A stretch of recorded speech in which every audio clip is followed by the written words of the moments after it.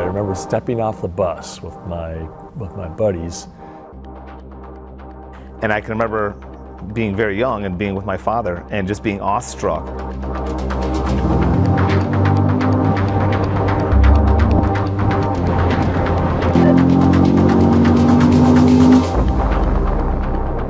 I looked around, here's this silver spaceship driving in. Among this whole sea of cars on the road, here was this thing coming down the road that just looked like nothing else. The one that sticks out in my head would have been the C4 Grand Sport. And it was a white C4 convertible. It was a C5 Corvette, bright yellow.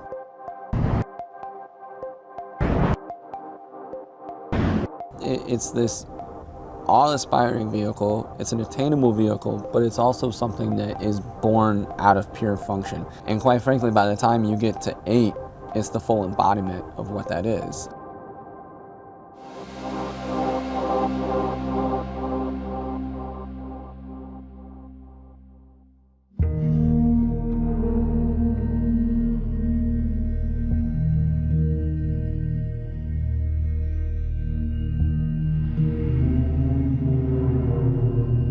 Over the course of my career, I've been involved with Corvette on one level or another, probably from my first day of becoming part of the Corvette team, all the way to the current 2020 Stingray.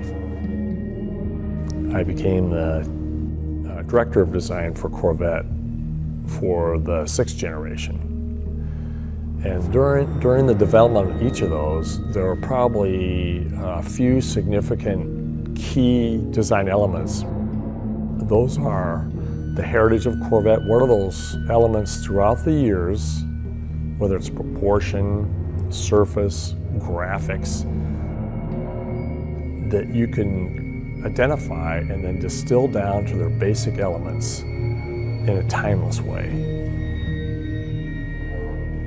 Like, for instance, the fender shapes, the profile, the proportion really is big. We have this canopy on a lower fuselage like a jet fighter. That's probably the second element, is aircraft have been inspirational. And why is that? Because they're usually high performance, they're purpose driven, there's a singular mission for them, and it relates to Corvette beautifully. Another aspect is racing. Racing has had a huge influence on Corvette, and particularly, obviously, this last 2020 Stingray is a culmination of all that experience. The character that you see of the car, the design, is influenced by the functional aspects of the race vehicles.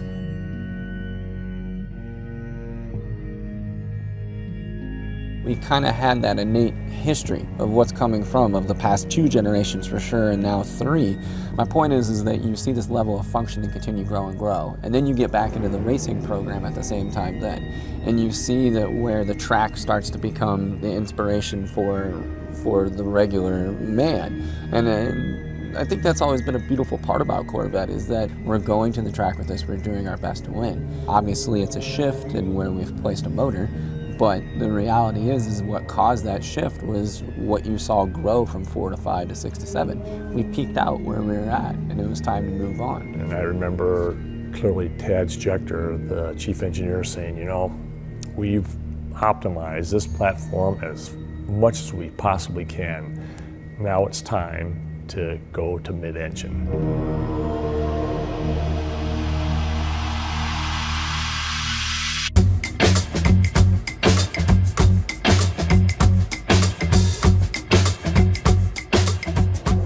The move of a Corvette from front to mid-engine, you could call it a risk, but for us inside of Design Center, it was something that's always been beneath the surface, and it's something that just never quite made it out of the gate. And since I've worked at GM, there were mid-engine Corvettes around.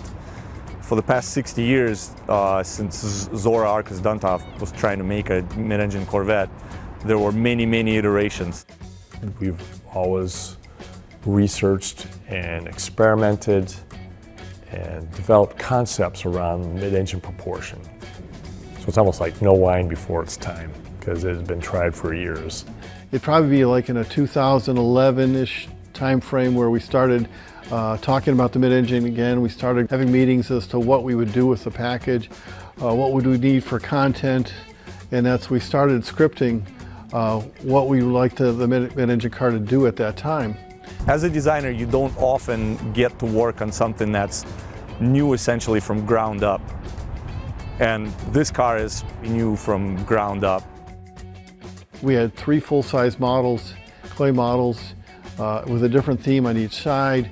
We probably had at least 12 scale models. You know, a scale model we would develop for 2 weeks and decide, you know, was there merit to the design? If it didn't have merit, then we would just drop that scale. So we were constantly, you know, churning and reworking scales as we were looking for a lot of themes in that. By moving to the mid-engine layout, what that enabled, as far as from a performance figures, as far as interior layout and visibility, going from the C7 Corvette to the C8, the 7th generation Corvette had kind of that arc of driver controls in front of you. And now we were taking it and literally kind of turning it on its side and making it really this 3-dimensional thing that you were sitting in. The difference of how extreme, how much lower the IP is, how much richer all the materials are, how much more sculptural and 3-dimensional the interior space is. I think that's going to be a really big takeaway and something that a lot of people aren't going to be expecting when they get inside of it. If you jump from a current Corvette C7 to the C8, the experience that the customer is going to get, when you start adding that all together, it's hard to look at going to a mid-engine configuration as a risk. It's going to take all those things that the front engine car did and just take them to the next level.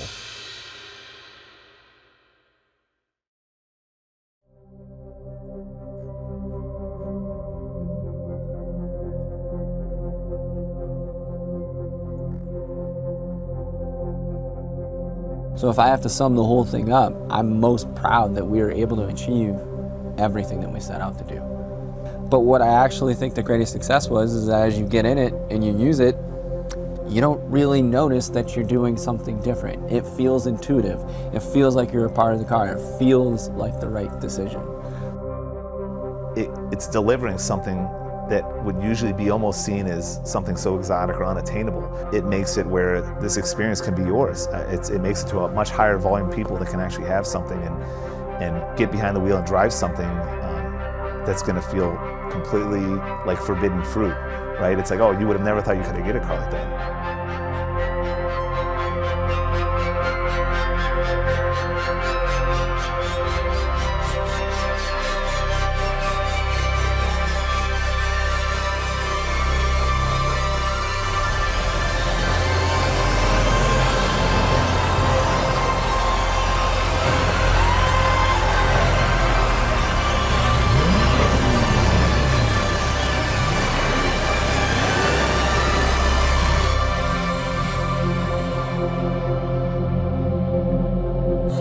Although we all feel a sense of accomplishment for, you know, finally, this was the right time to work on and introduce a mid-engine Corvette. But I'm here to tell you that that is just the tip of the iceberg. Just imagine where it can go from this point. This is just the beginning.